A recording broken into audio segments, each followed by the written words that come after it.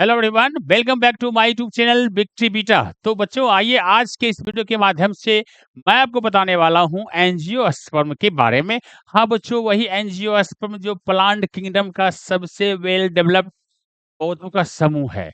इससे ज्यादा पौधों में कोई विकसित ग्रुप नहीं है। सबसे ज्यादा विकसित जो पूरे दुनिया में फेमस है, हर जगह व्याप्त है, हर जगह मिलता है, वो आपको एंजियोस्पर्म है। अर्थात इसे हम फ्लावरिंग प्लांट के नाम से भी जानते हैं, है ना। फूल वाले पौधे, है ना, बंद बीज वाले पौधे और पूरे दुनिया में छाए हुए हैं।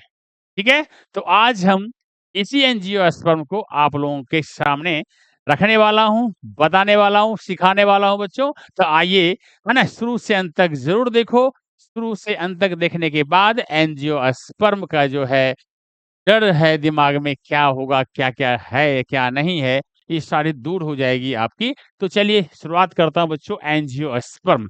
तो जैसा कि इसके पहले मैं आपको 5 पार्ट बता चुका हूँ, जिसमें हम प्लांट किंगडम के में डिटेल्स दिया, क्लासिफिकेशन किया, फिर थैलोफाइटा बताया, फिर ब्रायोफाइटा, टेरिडोफाइटा, जिम्नोस्पर्म। आज हम एंजियोस्पर्म को बता रहे हैं। तो सबसे पहले एंजियोस्पर्म का आप लोग दर्शन करो पहले, ठीक है। ये जो है, इसमें बहुत सारे फूलों को आप लोगों ने देखा होगा। ये एंजियोस्पर्म के अंतर्गत आने वाले सारे फूल हैं। तो जैसे देखिए, ये मैरीगोल्ड है, ये आपको रोज है, और इसके सनफ्लावर है, ये आपको डैफोडिल्स है, और ये देखिए लिली पे, है ना, फ्रॉग बैठा हुआ है, और ये जो है आपको अड़हुल का पौधा है, फूल देखिए, और यहाँ पे ये आपको लोटस का है। तो ये इतने सारे सुंदर सुंदर मनमोहक फूल को आप लोगों ने इसका ज़रूर आनंद लिया होगा, देखे होंगे, है ना? रूबरू आप सामने देखे होंगे, फेस टू फेस, है ना? तो ये सब क्या एंजियोस्पर्म के अंतर्गत आ गए, अर्थात फ्लावरिंग प्लांट के अंतर्गत ये आ गए। चलिए आज इसके बारे में, अर्थात एंजियोस्पर्म के बारे में और डिटेल्स सीखते हैं कि क्या-क्या इसमें खूबियाँ हैं। तो चलो बच्चों, आगे बिना देर किए हुए बढ़ते हैं और इसकी डिटेल जानकारी लेने की कोशिश करते हैं कि ये एंजियोस्पर्म आखिर होता क्या है ना? चलिए सबसे पहले हम हेडिंग करें बच्चों एंजियोस्पर्म का। एंजियोस्पर्म्स, एंजियोस्पर्म, ठीक है। तो जैसा कि नाम है, ग्रीक शब्द की बात करें यहाँ पर एंजियोस्पर्म की, तो एंजियो, तो एंजियो माने होता है बच्चों, यहाँ पर हम कहते हैं इनक्लोज्ड, इनक्लोज्ड, या इसे हम कह सकते हैं कवर्ड, कवर्ड, ढका हुआ। क्या हुआ? ढका हुआ। या इसको बोलते हैं बंद, बंद बोलते हैं, ढका हुआ बोलते हैं। और स्पर्म मीन्स होता है यहाँ पे सीड, सीड हो गया बच्चों बीज, अर्थात बंद बीज, ढका हुआ बीज, ये बंद बीज वाला पौधा हुआ। अर्थात क्या कह सकते हैं बच्चों इसे? अर्थात बंद बीज वाला, बंद बीज वाला पौधा, बंद बीज वाला पौधा कह सकते हैं एंजियोस्पर्म को। और एक इसका नाम है फूल वाले पौधे, फूल वाले पौधे, अर्थात फ्लावरिंग प्लांट। क्या कह सकते हैं बच्चों? Flowering plant. देखिए इतने सारे नाम हो गए। पुष्पी, पुष्पी पादप, पुष्पी पादप, कितने सारे नाम हैं। पुष्पी पादप है ना, आधा पौ है आधा सौ है बच्चों यहाँ पर। पुष्पी पादप, ठीक है।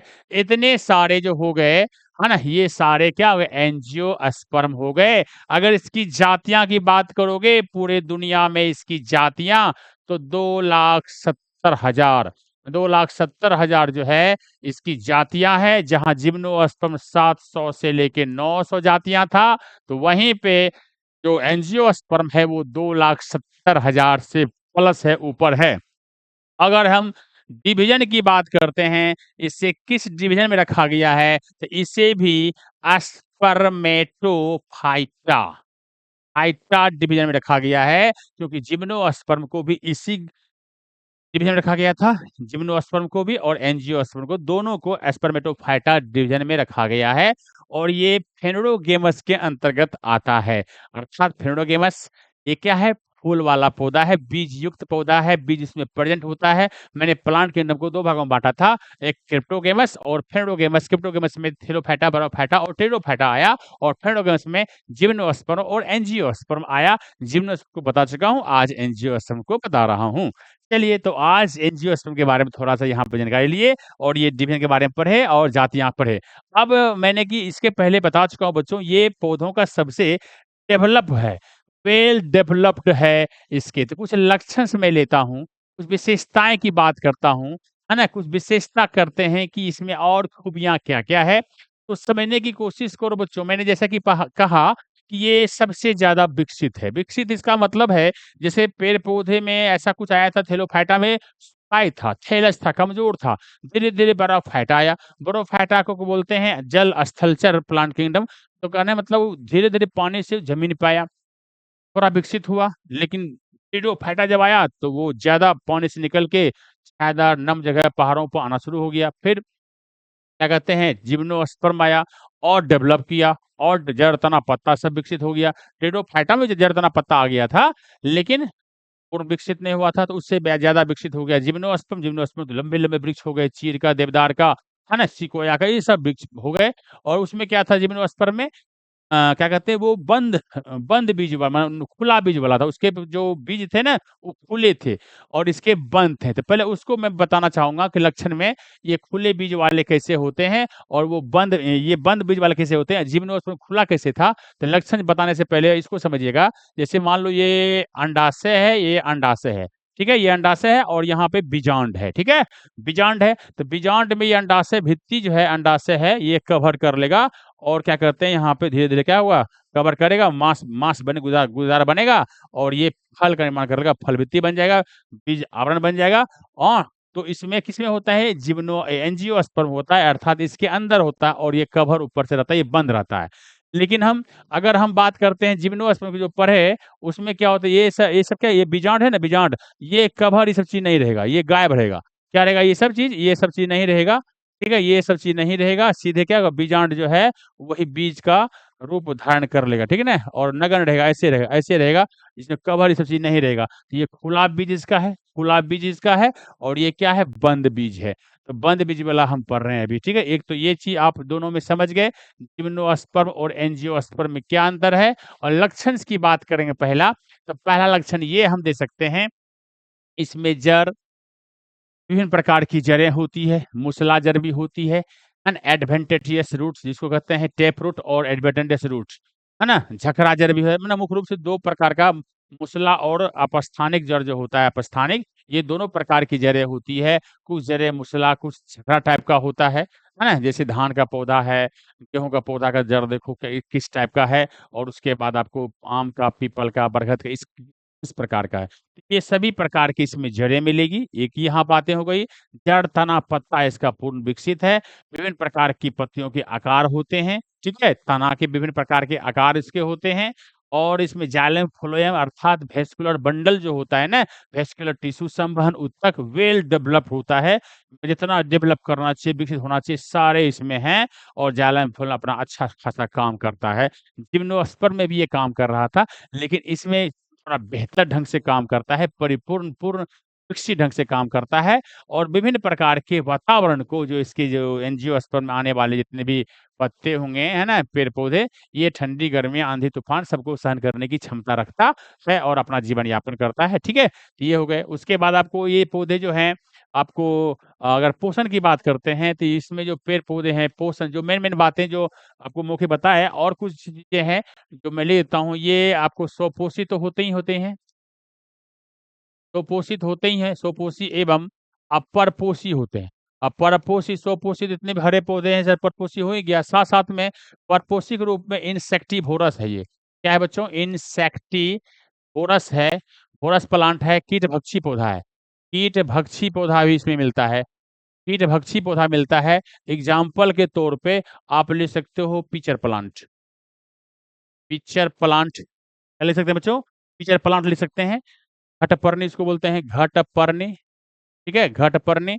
उसके बाद दूसरा एग्ज़ाम्पल दे सकते हैं, इसमें है वीनस फ्लाईट्रेप, वीनस फ्लाईट्रेप, ट्रैप, ये जालनुमा संरचना वीनस फ्लाई ट्रैप है, वीनस फ्लाई ट्रैप ये है। ये भी आपको फिर क्या ऐसे करके टाइप से होता है ना, जब इसमें बंद कोई कीड़ा गिर जाएगा तो ये बंद कर लेता है अपने आप को ऐसे करके, ठीक है। ये वीनस फ्लाई ट्रैप है। और तीसरा जो यहाँ पर हम देते हैं आपको ब्लाडर वट, ब्लाडर वट। और इसके चौथा की बात करता हूँ, डार्लिंगटन, डार्लिंगटन। ये क्या है बच्चों? ये आपको ये बहुत सारे 10-10 गो पौधे बहुत प्लस होते हैं, लेकिन मैं आपको 4 नाम दिया। ये कीटभक्षी पौधा है। बस कोई भी कीड़ा इसके संपर्क में आता है, इसे मार देता है ये। क्योंकि इसमें इसके बॉडी में जो है ना ये पत्तों की जो बॉडी है, ये क्या कहते हैं, ये फूलों की जो अंग इसके हैं, इसमें डाइजेस्टिव ग्लैंड पाया जाता है। पाचक ग्रंथियाँ पाई जाती है जो पौधों को ये पचा लेती है, ठीक है? इस तरह से ये बना हुआ होता है, ठीक है? इस तरह से क्या कहते हैं, खटाल बना हुआ इसका होता है ना? इसमें जैसे गिरेगा कोई, बस है ना, डाइजेस्टिव ग्लैंड इसका होता है, वो पचा लेगा कीड़ा को खा पी लेगा, ठीक है? बहुत सारे है ना, अलग-अलग प्रकार के भाँति-भाँति प्रकार के पेड़-पौधे इसमें आपको मिलते हैं, ठीक है? और उसके बाद ये तो बात हो गई, कीटभक्षी पौधा हो गई। एक और यहाँ पे हम 5वां नाम देता हूँ बच्चों, 5वां नाम देता हूँ अमरलत्ता का।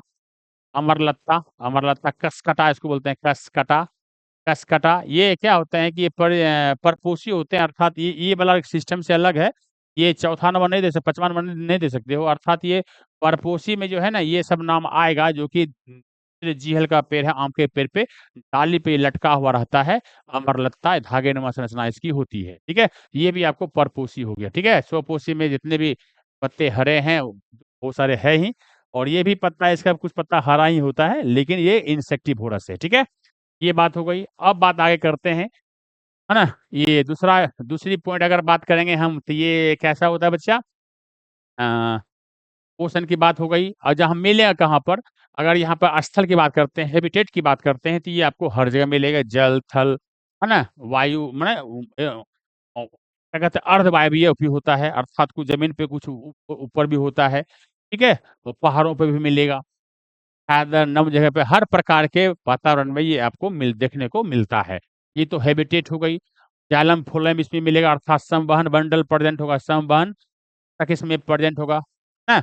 उसके बाद यहाँ पे बात करते हैं, पोषण के बारे में बता दिए। लैंगिक क्या करते हो, जनन की बात करते हो, रिप्रोडक्शन की बात करते हो, तो इसमें दोनों प्रकार होगा, है ना? लैंगिक और अलैंगिक दोनों, सेक्सुअल और एसेक्सुअल, लैंगिक एवं अलैंगिक दोनों प्रकार की जनन इसमें होगा, है ना? ठीक है? दोनों प्रकार की जननी होगी।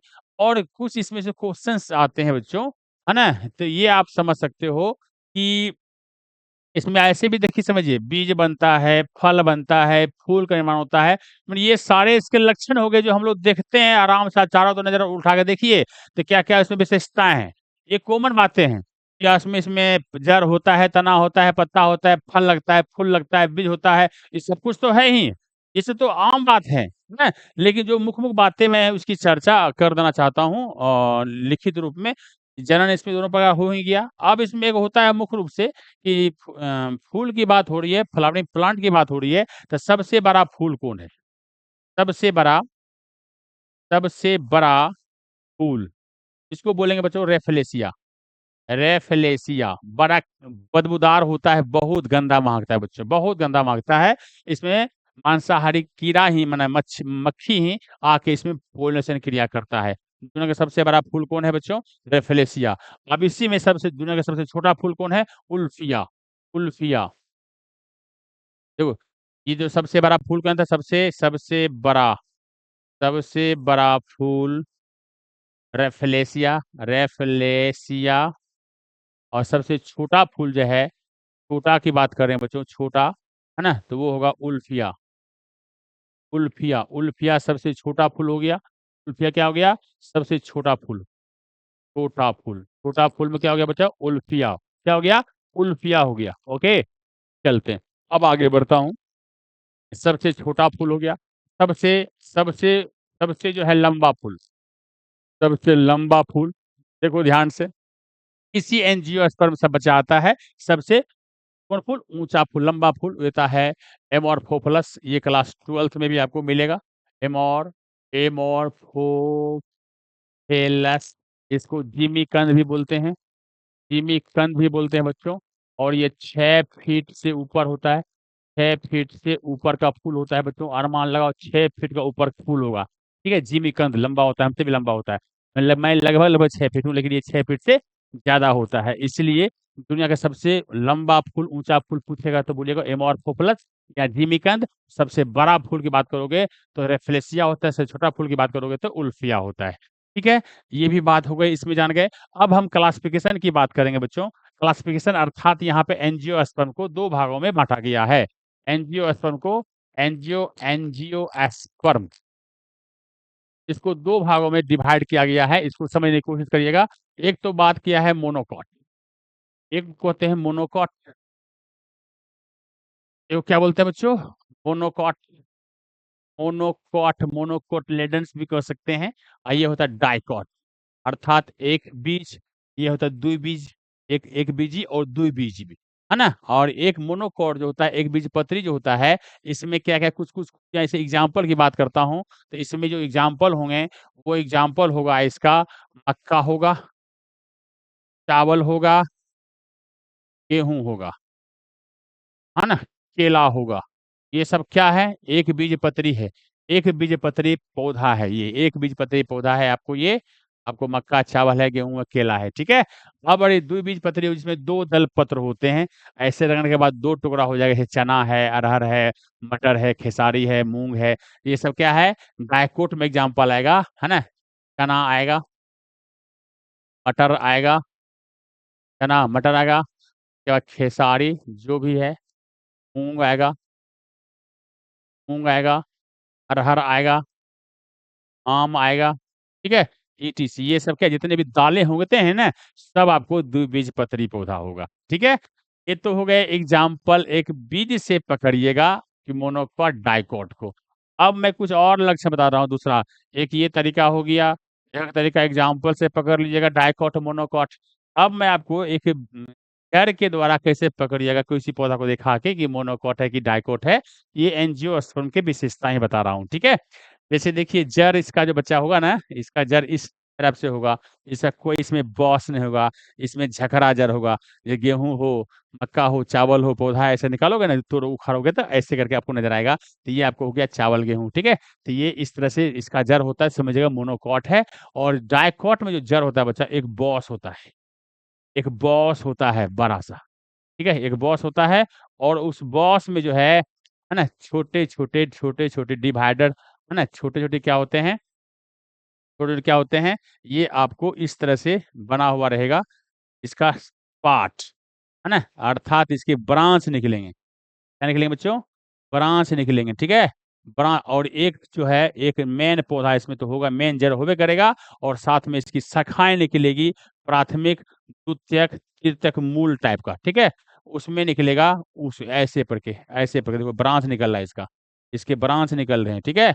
ये जो ज इस ये जड़ होता है ना, इसको जड़ कहते हैं, ये जड़ हुआ आपको मूसला जड़ हुआ, मेन जड़ हुआ, ऐसा जड़ होगा डाइकोट का, अर्थात जड़ इस प्रकार का होगा, तो डाइकोट का होगा। एक बॉस होता है, उसमें शाखाएँ निकलती है, पीपल है, बरगद है, आम है सब इसमें, ठीक है? और इसमें झकरा जाट टाइप का होता है, इस प्रकार कोई बॉस नहीं होता, सब झकरा हुआ आपस में रहता है, इस प्रकार से क्या होगा ये जड़ जड़ के माध्यम से पकड़ लिया। अब दूसरा हो गया, तीसरा बात करता हूँ पत्ती से कैसे पकड़िएगा मोनोकोट डाइकोट को, तो पत्ती इसकी जो होती है ना मोनोकोट की, इस तरह से मान लीजिए पत्ती होगी, तो ये जो है इस प्रकार की जड़ें होगी, माने ये पत्तियाँ का आकार समानांतर होगा इस तरह से, ये होगा या नहीं तो पौधा ऐसा भी दिखा होगा, इस तरह से पत्ते होते हैं, है ना? इस तरह से भी होते हैं, इस तरह से भी। अगर ऐसा है, तो समझिए क्या है मोनोकोट का है, जैसे केला वगैरह सब जो है, इसका मोनोकोट में आ जाएगा और द्विबीजपत्री जो होगा, है ना? इसमें जो होगा पौधा पत्ता होगा, वो आपको एक अलग किस्म का होगा, ठीक है? जैसे देखिए यहाँ पर इस तरह से जो पत्ता होगा, इस तरह से इसकी शाखाएँ भी यहाँ निकलेगी रहेगी, एक नेट तरह से, जाल तरह से बन जाता है। ऐसा अगर पत्ता रहेगा, तो ये कहलाएगा आपको डाइकॉट, ठीक है? ये डाइकॉट रहेगा और सीधा समानांतर रहेगा तो मोनोकॉट। ये तो हो गए। अब चौथे ढंग से पकड़ सकते हैं आप पुष्प से, फूल से। जो अंकुरी-पंखुड़ी होगी ना, इसमें बस 2 या 3 ऐसे करके ऐसे पंखुड़ी होगा, लेकिन इसमें कम से कम 4 होगा, है ना? नहीं तो 5 होगा अंकुरी-पंखुड़ी। इस तरह से ऐसे करके होंगे, तो 4 या 5 होगा तो मोनो डाइकोट है, हाँ, 2-3 है तो क्या है यहाँ पर आपको मोनोकोट है। इस तरह से क्या होता है कि मोनोकोट डाइकोट को भी आराम से आप पकड़ सकते हो, ठीक है?